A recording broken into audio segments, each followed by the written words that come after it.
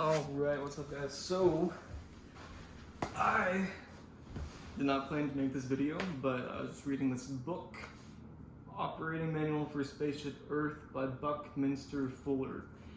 And the last line that I read it and I was just like, something clicked in my head and I just had to share it with you guys. So, this video is about automation.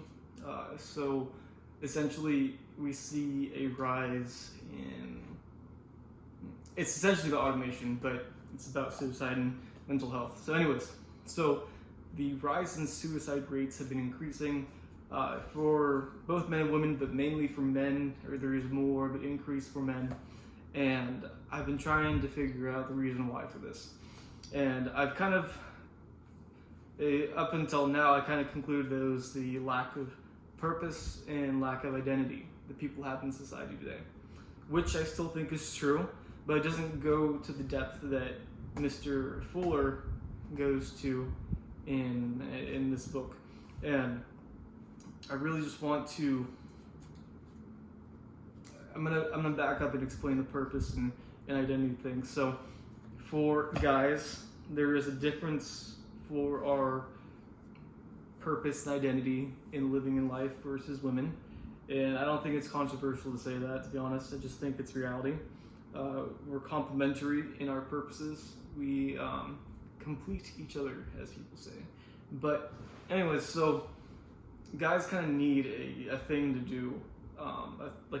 A job is mainly where guys get their purpose from. Like if you are a plumber, you do plumbing. If you are an electrician, then when people ask you, oh, what do you do? I am an electrician, is what they would say. And it gives them a sense of pride and dignity and a sense of like good grounding of who they are, what they should be doing. And anything additional to that gives them more purpose and identity. It makes them more diverse as a person. But for a woman, they don't necessarily have to have a career or job to have a sense of purpose and identity. In essence, this is kind of referencing Jordan Peterson whenever he says that a woman is born knowing what she has to do, biologically speaking, but a man has to figure it out. And that's nothing against women, that's just how it is. So women are born when they hit puberty, ability to birth a child, birth another human, which is an insanely powerful thing, insanely influential, insanely meaningful thing. Whenever you have a child, you can say, I am a mother, which is both your purpose and identity at that point. And that's innately within a woman. And I differentiate that for the purpose of saying that men do not have that. Which again, it's neither here nor there of like if that's good or bad, it just is what it is. But in today's society, we see a increase in automation, with autonomous driving vehicles, the whole driving sector like Uber and trucking and stuff is going to be disrupted. And with robotics, I think with kind of on the same note as automation, I think Tesla they initially had their whole factory of Tesla Model 3s being made by just robotics.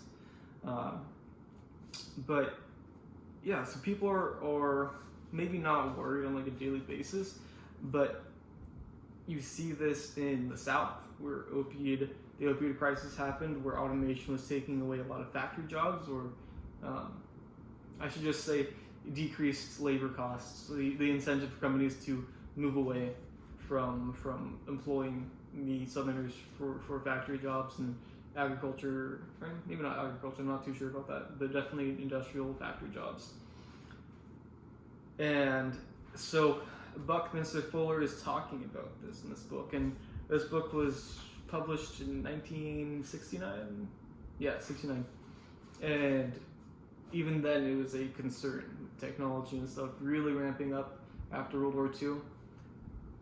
Because of the war and everything, automation really was necessary to keep up with the war effort. So I want to read to you this quote, and I'll elaborate on it right after I finished talking about it, or saying it. They are afraid, or our labor world and all salaried workers, including school teachers and college professors, are now at least subconsciously, if not consciously, afraid that automation will take away their jobs. They were afraid they won't be able to do what is called earning a living, which is short for earning the right to live. And I think that is super important, the right to live, especially for men, because men don't really have the right. It's going to sound harsh, but it's kind of like in a more philosophical sense. It's they aren't born with the right to live. They kind of have to, earn their way in, and that's so deep in terms of purpose and identity. The right to live, and it explains the suicide. Why someone would be pushed to suicide? They're trapped and they feel like they don't have a right to live. That's why they're killing someone, killing themselves. No one kills someone with the idea that they have a right to live. It's the opposite of they don't have a right to live. But it's not true.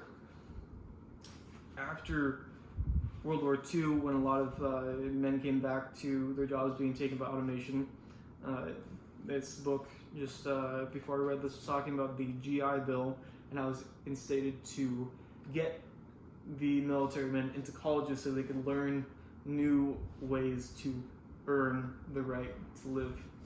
And I just think this is so crucial to this whole depression epidemic, or rise in depression, rise in suicide, whatever you want to call it. It's so pertinent to that, the right to live. I just can't get over that. And men, they have to work for this right to live. And if they're not given a opportunity to, almost like a permit to be able to prove that they are worth living here, they turn to drugs, alcohol, video games are a big one. Nothing wrong about video games per se, but any sort of addiction type of thing I'm talking about. Anything that deludes your reality into a facade of like an augmented reality, of like a different sort of perception that is not good for your mental health. And I think that with that, the big push in technology right now is artificial intelligence. I've made a video about this before, but I'll touch on it again. Artificial intelligence will be an insanely big disruptor. Not only is industrial jobs, industrial like with machines and robotics and stuff taking away factory jobs, but now with AI, computers are going from imitating brains to becoming brain-like, to being pseudo-brains, to becoming smarter than us, faster than us cognitively, which has always been like our name to fame, or sort of key to always having something to do to earn our right to live. But with AI, it's like, depending on how far it goes and how far it goes in replacing what we can do as humans, it could really, really hurt men and women, for sure, society as a whole. But if you look at one demographic specifically, I think men will be hurt by it the most. So if you are in a place where you don't feel like you have purpose or identity to have in your life or fall back on in your life, you don't feel like you have the right to live, just realize that you do have the right to live. And maybe you haven't done anything you feel is worthwhile, but it doesn't mean that you can't. I'm not going to make this a huge motivational video. There's tons of those out on the internet, but I just really want to hammer that point in, the right to live. Everyone should be able to earn the right to live. Everybody should have the ability to pursue happiness. And yeah, that's where I'll end this video. Thanks for watching.